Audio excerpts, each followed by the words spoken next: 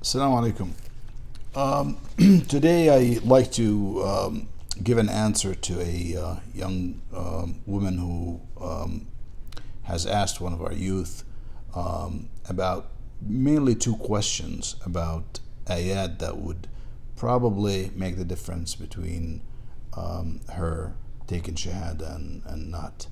And the questions basically were one about the ayat from Surah At-Tawbah and from Surah Muhammad.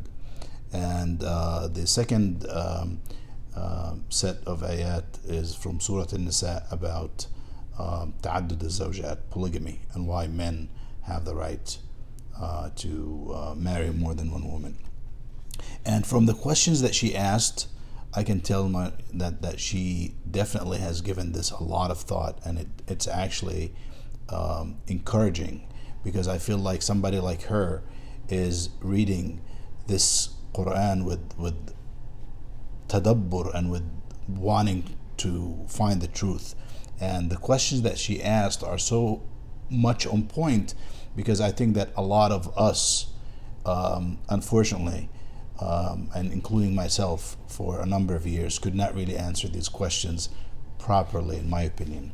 And I will try in this video to answer her questions, because they are very valid, especially for somebody who really wants to be sincere with herself. She's not doing it for anybody. She's not trying to impress anybody. She's asking these questions because she's looking for the truth. And if you want the I guess the answer in details, we can do obviously a lecture about each one of the surah, and more than one lecture, but I want to try to really address this as a personal sort of a video addressed to these questions, because it's very important, very relevant. One of the things that we struggle with, and if I ask you and I say, the question regarding the ayah, for example, فإذا انسلخ الأشهر الحرم فاقتلوا المشركين حيث وجدتموهم وخذوهم واحصروهم واقعدوا لهم كل مرصد فإن تابوا وأقاموا الصلاة وآتوا الزكاة فخلوا سبيلهم إن الله غفور رحيم. This is the ayah number 5 in Surah At-Tawbah. So wherever you find, after the Ashhur al-Hurum are over, if you find al-mushrikeen, those that associate with Allah, you should kill them and take them hostage, and try to confront them anywhere you find them until they start to iqamat as-salah and given zakah. And in that case, you can let them go, because Allah is forgiving and merciful. That's the translation of the ayah number 5 in Surah At-Tawbah. The problem is that a lot of people will say, well, this really applies, or no, it doesn't apply, and you find a lot of shuyukh that dance around the issue. How does this really how can we really interpret this in light of the overall sort of peaceful message of Islam? The answer is simple. There are ayat in the kitab that are ayat tusamma, that are called al-qasas al-Muhammadi, stories about things that happened to the Prophet. Those are part of the al-qasas al-Qur'ani, but they are exclusive to the Prophet.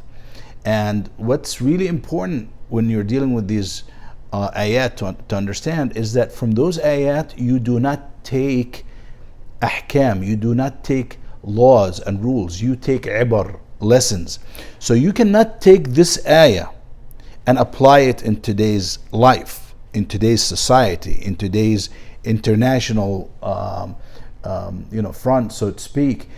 But in reality, it is being used that way, because you'll find groups like ISIS and Al-Qaeda that built their entire ideology on these ayat. But these ayat are specific to, for example, Surah At-Tawbah dealt with Ghazwat Tabuk in the 9th year of after Hijrah, and it was a time when the Prophet had already signed or agreed to certain pacts with al-mushrikeen, and they breached those uhud, those agreements. So it was specific to him, and that's why there's the what is called the conditional or the contingency, where we say فَإِذَا انْسَلَخَ الْأَشْهُرُ الْحُرُمُ. There is so that was a specific incident where after those 4 months you can do this. Does that logically mean that every time after the Ashhur al-Hurum, after the end of the months that we consider the months Ashhur al-Hurum and the calendar al-Hijri, you can go and start looking for mushrikeen and kill them? That would be ridiculous. I mean, it would not even make sense. So that specific set of ayah, and look at the beginning of the ayah. براءة من الله ورسوله إلى الذين عاهدتم من المشركين. This is Allah saying that this is it. This is the end of the agreement. فسيحوا في الأرض أربعة أشهر. You have 4 months notice. We're talking about a specific incident, and the same. This sister asked also about Surah Muhammad, where Allah says ذلك بأن الذين كفروا اتبعوا الباطل وأن الذين آمنوا اتبعوا الحق من ربهم كذلك يضرب الله للناس أمثالهم. And in that surah, you also have ayat that talks about al-kuffar and about al-qatl, about killing. This surah, Surah Muhammad, deals with, it's called Surah al-Qatal, the surah of the war, because it dealt with Ma'rakat Badr. It specifically dealt with an incident. So what I'm trying to say in conclusion to this first question, you have ayat that deal with historical events. We can take, obviously, ibar.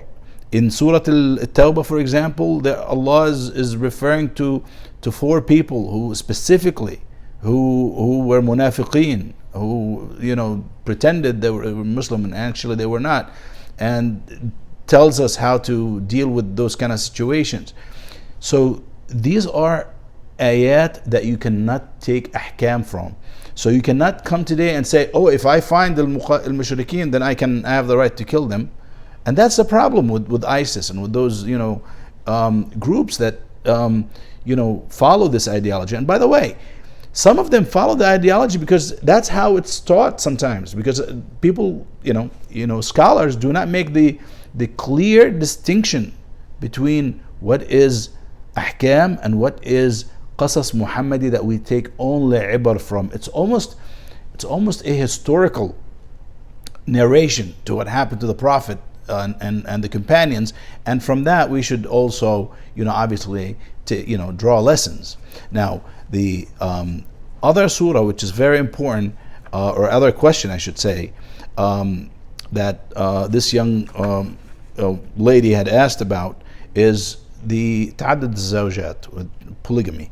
I want to start by saying, there's so much confusion about this issue. But if you really want to understand it, before you even start listening to people, go to the Quran, okay? And where is it mentioned? In Surah An-Nisa. And read the ayah, okay? It specifically tells you that Allah is trying to limit تعدد الزوجات, and because that's how history is going in that direction. Nowadays, you have laws that stop and are legislated to basically make this issue illegal in societies. Now, watch what I said. I said illegal. There's a difference between haram and illegal.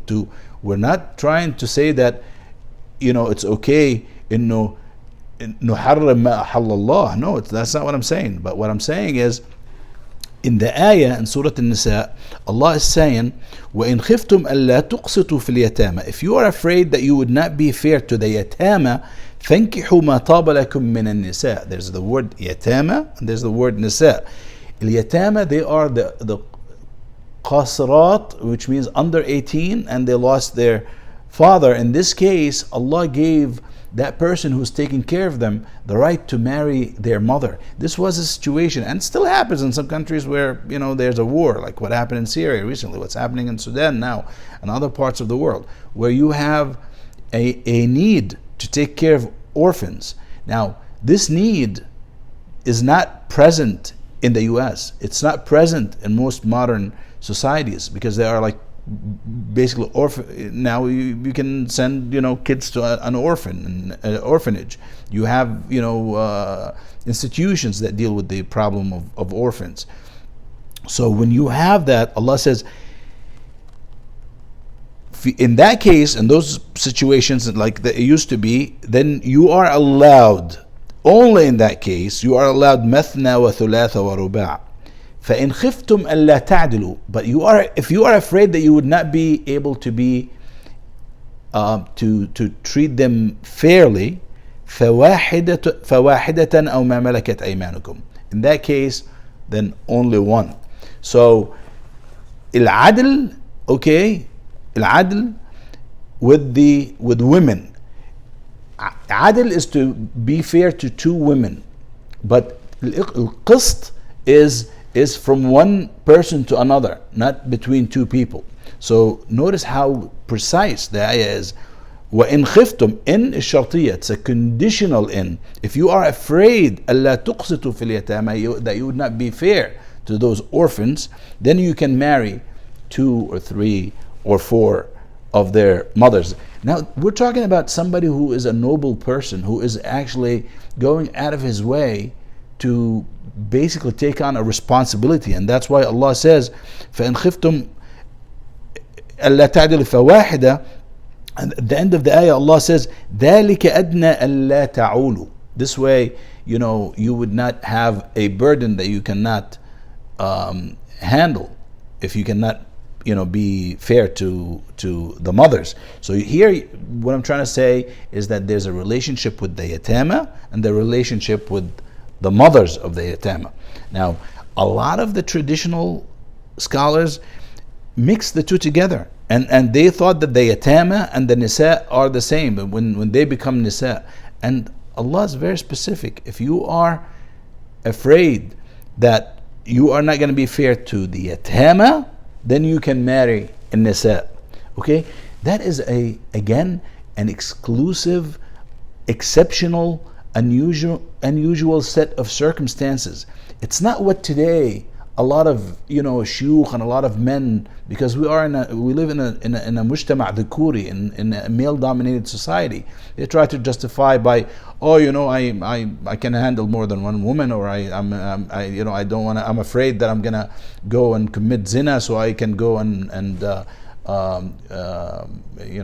marry somebody else because that's my defense. Well, why doesn't the woman have the same right?